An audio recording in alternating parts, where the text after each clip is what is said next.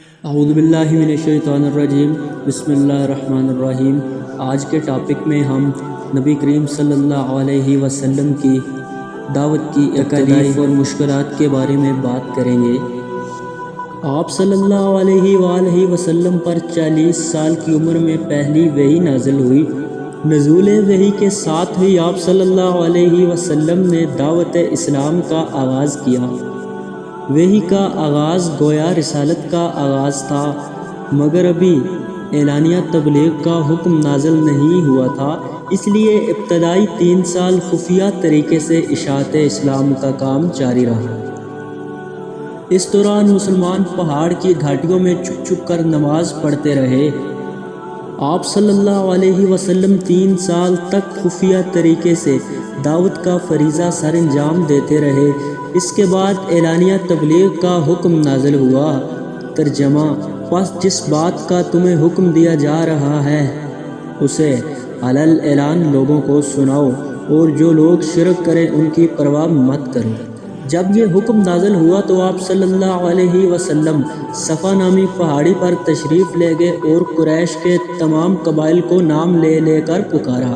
جب سب لوگ جمع ہو گئے تو آپ صلی اللہ علیہ وسلم نے فرمایا: اے قریش، اگر میں کہوں کہ پہاڑ کے پیچھے سے دشمن کی فوج حملہ آور ہونے کو تیار ہے تو کیا تم میری بات کا یقین کرو گے؟ سب نے یک زبان ہو کر جواب دیا: کیوں نہیں، ضرور مانیں گے، کیونکہ ہمارا تجربہ ہے کہ آپ صلی اللہ علیہ وسلم ہمیشہ سچ بولتے ہیں۔ تو آپ صلی اللہ علیہ وسلم نے فرمایا: اے لوگوں، میں تمہیں آنے والے ایک بھیانک عذاب سے ڈرا رہا ہوں، سو اپنے آپ کو جہنم کی آگ سے بچا لو، کیونکہ میں تمہارے نفع و نقصان کا مالک نہیں اور نہ تمہیں اللہ سے بچانے کے لیے کچھ کام آ سکتا ہوں۔ یہ سن کر ابو لہب نے کہا: نعوذ باللہ، تمہارے لیے ہلاکت ہو، کیا تم نے ہمیں اسی لیے جمع کیا ہے؟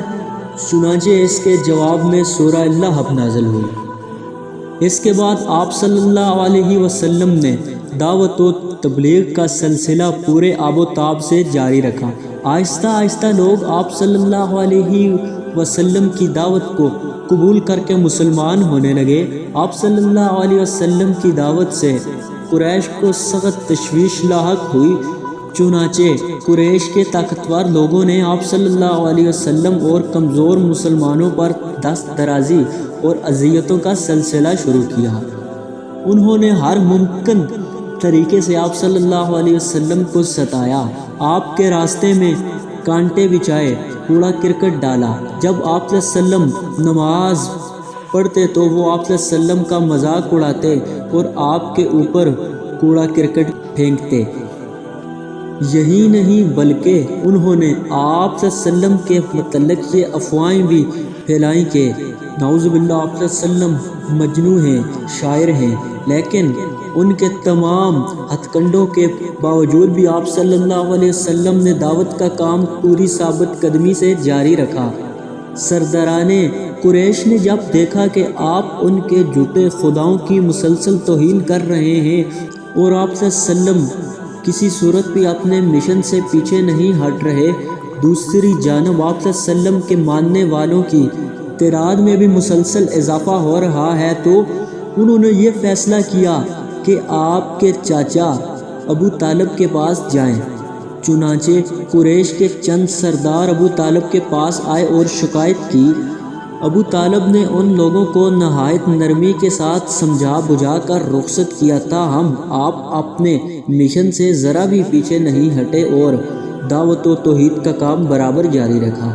کچھ عرصہ کے بعد قریش کے بڑے بڑے سردار ایک بار پھر ابو طالب کے پاس آئے اور کہا: آپ کا بھتیجا مسلسل ہمارے معبودوں کی توہین کر رہا ہے، اس لیے یا تو آپ درمیان سے ہٹ جائیں یا اپنے بھتیجے کو ہمارے سپرد کر دیں، یا پھر آپ بھی کھل کر ان کے ساتھ میدان میں نکل پڑے تاکہ ہم دونوں میں سے کسی ایک کا فیصلہ ہو جائے۔ ابو طالب نے سرداران قریش کے تیور دیکھ کر بھانپ لیا کہ اب یہ معاملہ میری برداشت سے باہر ہوتا جا رہا ہے اور میں اکیلے تمام قریش کا مقابلہ نہیں کر سکوں گا۔ چنانچہ ابو طالب نے آپ صلی اللہ علیہ وسلم کو نہایت مشفقانہ لہجے میں سمجھاتے ہوئے کہا، پیارے بھتیجے، آپ بوڑھے چاچا کی سفید داڑھی پر رحم کرو اور بڑھاپے میں مجھ پر اتنا بوجھ مت ڈالو کہ میں اٹھ نہ سکوں۔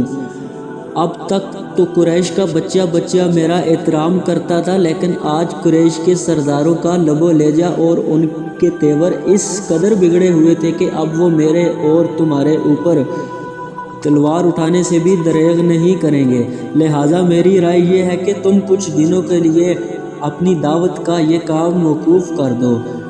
چچا کی گفتگو سن کر آپ صلی اللہ علیہ وسلم نے بھرائی ہوئی آواز میں کہا، چچا جان، خدا کی قسم، اگر یہ لوگ میرے ایک ہاتھ پر سورج اور دوسرے ہاتھ میں چاند لا کر رکھ دیں تب بھی میں اس فرض سے باز نہیں آؤں گا، یہاں تک کہ یا تو اللہ یہ کام پورا فرما دے گا یا میں اس دین پر نثار ہو جاؤں گا۔ بھتیجے کی یہ جذباتی تقریر سن کر ابو طالب انتہائی متاثر ہوئے، کہنے لگے، عزیز بھتیجے، جاؤ اپنا کام جاری رکھو، جب تک میں زندہ ہوں کوئی تمہارا بال بی بی کا نہیں کر سکتا۔ سرداران قریش نے جب دیکھا کہ آپ صلی اللہ علیہ وسلم کسی صورت میں بھی اپنی دعوت کو چھوڑنے پر آمادہ نہیں ہو رہے تو انہوں نے سوچا کہ آپ صلی اللہ علیہ وسلم کو سرداری اور مال و دولت کی پیشکش کر کے اپنی بات منوا لی جائے۔ چنانچہ انہوں نے عتبہ بن ربیعہ کو آپ کے پاس بھیجا، جس کی سحر و کہانت اور شعر گوئی میں عرب میں کوئی مثل نہیں تھا۔ عتبہ نے آ کر کہا، بھتیجے، کیوں اپنی قوم کو تقسیم کر رہے ہو؟ اگر آپ سرداری کے خواہاں ہیں تو آپ کو سردار بنا لیتے ہیں، اگر مال و دولت کے طلبگار ہیں تو آپ کے قدموں میں مال و دولت کے انبار لگا دیتے ہیں، اور اگر کسی حسین و جمیل عورت سے نکاح کے خواہشمند ہیں تو جس سے اور جتنی عورتوں سے آپ چاہیں نکاح کا بندوبست کروا لیتے ہیں۔ عتبہ کے جواب میں آپ صلی اللہ علیہ وسلم نے سورہ حامیم سجدہ کی چند آیات تلاوت فرمائی۔ آیات سن کر عتبہ کی حالت بدل گئی، چنانچہ اس نے واپس جا کر قریش سے کہا، اے سرداران قریش، محمد جو کلام پیش کرتے ہیں وہ نہ جادو ہے، نہ کہانت و شاعری، بلکہ وہ کوئی اور ہی چیز ہے، لہٰذا میری رائے یہ ہے کہ تم لوگ اسے اس کے حال پر چھوڑ دو۔ عتبہ کی باتیں سن کر سرداران قریش کہنے لگے، ابو الولید، لگتا ہے محمد صلی اللہ علیہ وسلم کے جادو نے تم پر بھی اپنا اثر کر لیا ہے۔ عتبہ نے کہا، میری جو رائے تھی وہ میں نے تمہیں بتا دی، اب تمہارا جو جی چاہے کرتے رہو۔